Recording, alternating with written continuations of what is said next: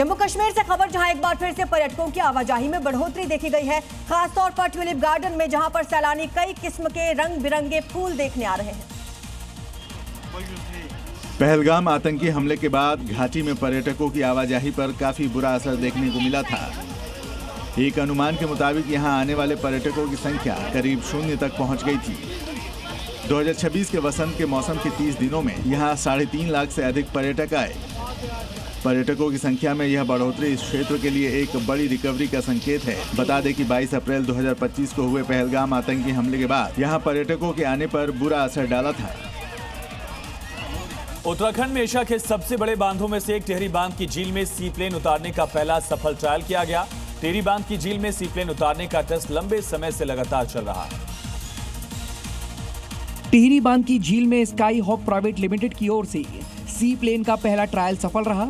Jolly grant airport से उड़ान भरने के बाद सी प्लेन टिहरी झील में सफलतापूर्वक उतरा। इस दौरान सी प्लेन ने 2 बार टेक ऑफ और वाटर लैंडिंग की।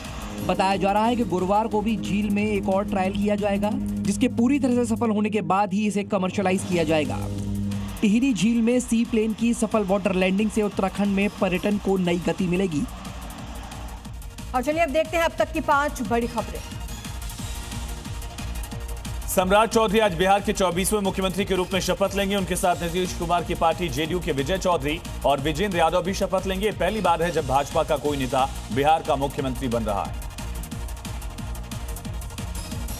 प्रधानमंत्री मोदी कर्नाटक दौरे पर रहेंगे, जहां सुबह करीब 11 बजे मांड्या जिले के श्री क्षेत्र आदि चुनचनगिरी में श्री गुरु भैरवैक्य मंदिर का उद्घाटन करेंगे। इस मौके पर प्रधानमंत्री लोगों को संबोधित भी करेंगे। राष्ट्रपति द्रौपदी मुर्मू आज से महाराष्ट्र दौरे पर रहेंगी। आज वो नागपुर एम्स के दीक्षांत समारोह में शामिल होंगी। नेशनल डायरेक्ट टैक्स अकेडमी की ट्रेनी अधिकारियों के समापन समारोह में भी शिरकत करेंगी।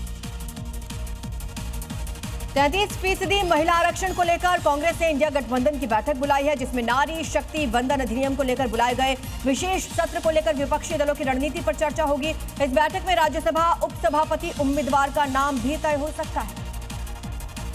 कांग्रेस नेता पवन खेड़ा को मिली राहत के खिलाफ असम सरकार की याचिका पर सुप्रीम कोर्ट में आज अहम सुनवाई होगी। असम सरकार ने तेलंगाना हाईकोर्ट के उस फैसले को चैलेंज किया, जिसमें कांग्रेस नेता पवन खेड़ा को 1 हफ्ते की ट्रांजिट अग्रिम जमानत मिली।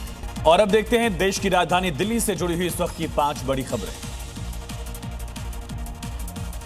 दिल्ली की मुख्यमंत्री रेखा गुप्ता ने अंबेडकर जयंती पर शालीमार बाग समेत कई सेवा बस्तियों में अत्याधुनिक वाटर एटीएम का उद्घाटन किया। इन एटीएम में प्रतिदिन 20 लीटर मुफ्त शुद्ध पानी मिलेगा, जिससे हजारों परिवारों को फायदा पहुंचेगा। दिल्ली के वसंत एन्क्लेव में सेवारत सेना अधिकारी उनके परिवार पर हमले के मामले में पुलिस ने बड़ी कार्रवाई की। पीड़ित परिवार की शिकायत पर 2 आरोपियों को गिरफ्तार किया। उनकी लग्जरी कार को भी सीज किया गया।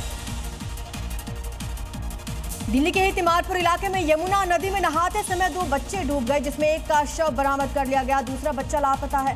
फिलहाल पुलिस और गोताखोरों की टीम दूसरे बच्चे की तलाश में है। दिल्ली के सुल्तानपुर इलाके में चाकू से हमला कर लड़के की हत्या की गई। मामूली विवाद में इस वारदात से पूरे इलाके में हड़कंप है। शिकायत के बाद पुलिस ने फौरन कार्रवाई की। 3 नाबालिगों को पकड़ा गया। दिल्ली के सीमापुरी पुलिस ने उम्र कैद की सजा काट रहे पेरोल जंपर विजय कुमार को 7 साल बाद उत्तराखंड के काशीपुर से गिरफ्तार किया। आरोपी वहां नई पहचान के साथ रह रहा था, दूसरी शादी कर चुका था।